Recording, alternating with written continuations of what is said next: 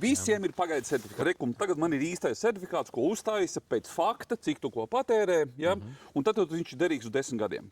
Es neesmu nevienu dzīvē redzējis īsto certifikātu. Tāpēc, ka īsti nemāk sarēķināt šie visi inženieri.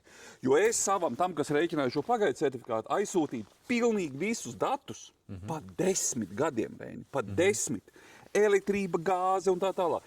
Teicis jautājums, vienbrīd dzīvo 6 cilvēki, vienbrīd dzīvo 4 cilvēki, vienbrīd dzīvo 1 cilvēki, 2. Vienbrīd ziema ir -25, vienbrīd ziema ir varbūt -5, ja? Un -7. Vienbrīd vēl ceļojumā nogriez mazāk, tad tērē vairāk ūdeni, tur atkal patērē vairāk vai ne.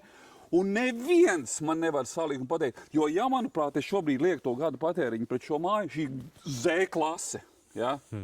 Tagad tas viss ir tāds fakes, ja? Viņš saka, nē, tas jau nav fakes. Jo ļoti viegli matemātiski salikt tabulās visas ciparas iekšā. Un tagad tu nonāc pie tās dzīves realitātes, ka tu nevar rēķināt, teiksim, efektīvā uz 18 grādiem mājās. Ja? Guļamistabā varbūt ir 18 grādi vai ne. Tev istabā gribētu 23, ja? Nu, un tad tas viss vienalga kādas, cik tu biezi sienas būvēs, tev viss tur matemātika nobrūk. Un kas ir vēl svarīgi, starp citu, tas konstruktīvais materiāls, tas, ko visi baigi, piedod, tas būs akmens savā lauciņā.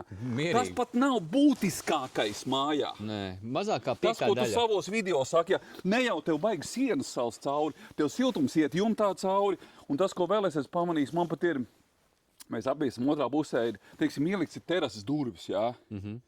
Un ja es noguļos, tad es terases durvīm redzu caurumiņu šeit ārā. Jā, un zini, ko cilvēks saka? Bloks ir jāsiltina, jo mājās ir augsti. Pilnīgs sviests tas ir. Tas ir pilnīgs sviests. Bloks ir, tas ir vismazākais, kas vispār kaut kāda bēda ir no bloka. Jā. Uzvanīsim tūlītās būvfiziķim Andrim Vulānam, kurš var atbraukt un dot kaut kādu savu rezumē par tavējo darbu pēc 12 gadiem. Un arī tehniskās zināšanas. Jā, es esmu klāt, Andri. Būs pēc 5 minūtēm. Mēs varam arī apiet apkārt. Mēs varam apiet apkārt.